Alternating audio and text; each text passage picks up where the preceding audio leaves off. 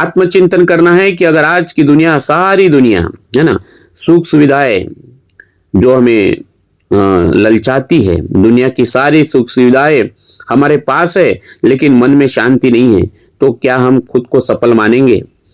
क्या हम तैयार है बाबा के तत्व शब्द नियम के आईने के अंदर देखने में, जहां सिर्फ हमारा असली चेहरा दिखाई देता है? आइए ये दोनों तीनों सवालों के ऊपर हमें थोड़ा सा चिंतन करना है। रुक जाइए और फिर आगे बढ़िए, क्योंकि अभी हम बात कर रहे हैं अहंकार का विनाश और सुबह की विनंती।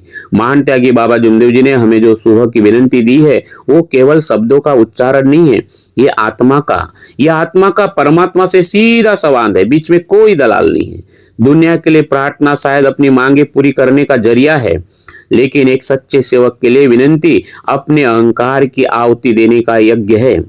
मेरे प्यारे सेवक भाई और बहनों, अहंकार हमारे पतन का कारण कैसे बनता है? अहंकार वो पर्दा है जो हमारे और भगवान के बीच खड़ा होता है।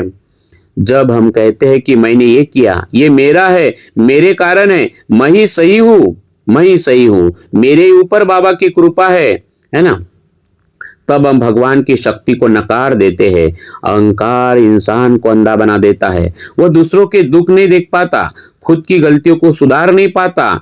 यही मैं का बोझ हमें जन्म मरण के कर्म बंधन में जकड़े रखता है, और यही जन्म मरण के चक्कर से बाबा हमें मुक्त करना चाहते हैं। तो कर्म बंधन से मुक्त करना पड़ेगा खुद को।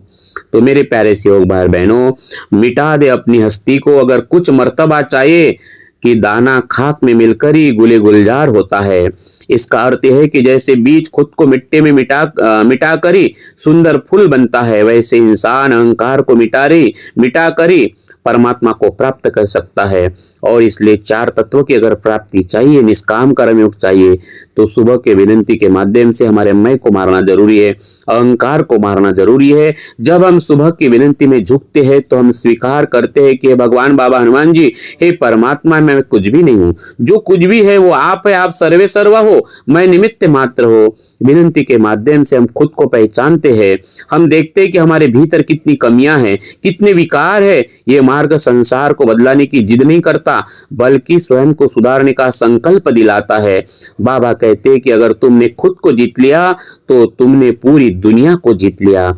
मेरे प्यारे सेवक भाई बहनों, झुकना कमजोरी नहीं है, बल्कि उस विशाल शक्ति से जुड़ने की निशानी है जिसे हम परमात्मा कहते हैं। सेवक को ही कहे कुछ भी, हंसकर उत्तर दीजिए, हाँ बाबा जी, यूं ही, क्योंकि हमने वचन दिया है, मरे या जे भगवत नाम पर। तो इसलिए मेरे प्यारे सेवक भाइयों, आज